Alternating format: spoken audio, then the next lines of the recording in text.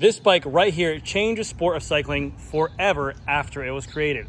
Hey, how's it going, everyone? GC Performance here, back with another video, and today we're doing a little bit of a history lesson on this bike right here. This was the Specialized LA Epic, one of the first ever road bikes ever created by Specialized. They do not make an Epic anymore, but this was a bike that was ahead of its time and really went up against the heavy hitters of the European brands and Italian brands like Colnago, Bianchi, Eddie Merckx, all those brands like that back in the day. This was really the step forward into the North America side of sales and also the Asian market as well. So hopefully if you guys take a seat, you guys will enjoy a little bit of a history lesson. And if you guys have any comments or you think I'm wrong in any way, correct me down below. But I also just love the passion of this sport and also like these bikes as well. This bike looks beautiful to me. I'm very jealous of the customer who brought this thing in because this bike is just immaculate to the T. So if you guys did not know, this bike is actually carbon fiber bar right here. And then they have steel lugs right here. So this bike, again, I think this is around 1989 this bike was developed. But literally, I mean, the amount of, you have a direct drive sticker right here. It says carbon fiber. Let's see if I can zoom in on this. Direct drive, carbon fiber, specialized tubing, computer design, made in Taiwan. And also, a funny thing, this guy brought this thing in for a tune-up. We have on here 700 by 26C tires. No rub.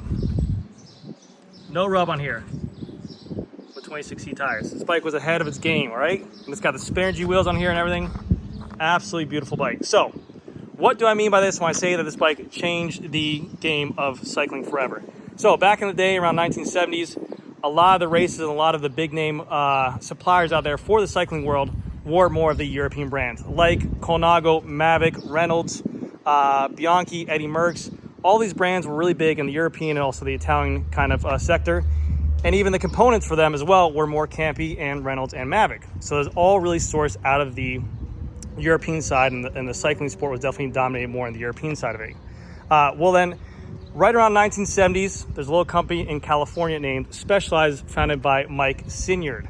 I went ahead and started going ahead and reach out to, I believe, Asia companies and also like that to go ahead and bring bicycle parts back over to California to sell them locally around his area, and then really start to mass produce the bikes as well. Then the first bike he ever created was the Specialized Stump Jumper, which was a mountain bike, and he mass produced those as well and shipped them or sold them in North America. After that, he came across this, which is the Specialized LA Epic bike. Carbon fiber tubing into a steel tubing lug frame. This was beforehand. All the other competition out there, like the Italian brands, were all steel tubing to steel lugs as well. So this bike was ahead of its time then. And the carbon fiber was definitely the material now being used in today's bikes, even now, that still dominate the sport. So he was definitely one of the innovators out there, where that's where Specialized gets that kind of name, innovator die. He definitely had a great vision for the sport. But why did this change the face of cycling history in general? So the way he had to go ahead and make this bike frame and get this thing produced, he wanted to not reach out to the Europeans or the Italians over there. He went out for a cheaper source of labor and cheaper source of way to make these bikes. So he reached out to a small Taiwan company at the time by the name of Giant, and he had them kind of help manufacture these bike frames and then help get them back to him so where he can sell them. So at the time, Giant wasn't really a big competitor, but as you can see now, they're one of the biggest names in the country or company at all as is. But so Specialized worked with Giant to go ahead and produce these over in the Asia market, and he skipped basically the European market as is. So really, he took a sport that was really nothing in North America or even in the Asian sector at the time, and he started getting mass-produced orders over in Asia, which put Giant on the map, which would then create jobs over there to make bicycles and make them a heavy hitter. And same with North America as well, whereas they were seemed to be more of an afterthought to go ahead and sell those bikes as well. So this was a bike that definitely people wanted this bike. As soon as this thing came out with the carbon fiber bars and also the steel lugs, it was, like I said, ahead of its time. So people definitely want it. So there's a demand for it and caused a lot of chaos. And people were now, instead of just automatically going to the European companies and the Italian companies, they're going more and thinking about, maybe I want to get a Specialized bicycle. So this bike right here is an absolute beautiful bike. It is one for the ages. I believe it's around 1989. They still have had these bikes made all the way up to, I think, like 93. I think I even had a buddy of mine who said that he had some like 95, but gorgeous bikes. I mean, the lugs, the painting, the quality on the rear brakes. I mean, these things back in the day were made absolutely beautiful. I mean, look at the machining on here is gorgeous. The lugs on here, absolutely gorgeous. This is like what fine work looks like. I mean, the quality of what this customer left us in here too. I remember back in the day too with these friction shifters on the down tube. These were, I think, glued on here or it had some kind of adhesive on it, and they were actually popping off later on down the road.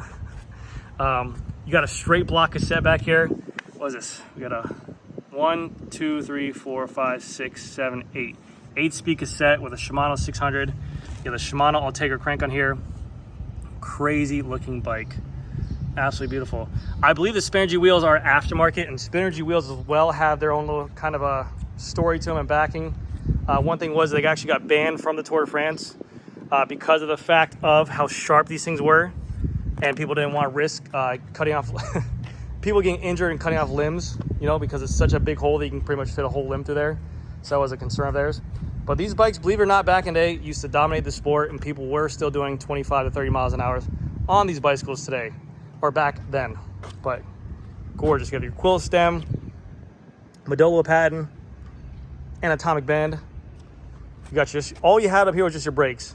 You wanted to send down a mountain and you want to get into a harder gear, you had to have some pretty big huevos to go ahead and reach down there while going 30, 40 miles an hour, downhill descending that they're doing the same courses on now. This man is straight out flexing with the rear light and the seat cover.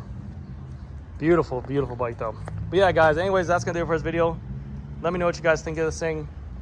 I had to show it off. I thought it was in perfect condition to show you guys. Yes, there's wear on it, but it's very minimal, and the bike rides so smooth. Very jealous of this customer. Gorgeous, gorgeous, gorgeous. Anyways, guys, that's gonna do it for this video. Thank you guys again so much for watching, and I'll see you guys in the next one.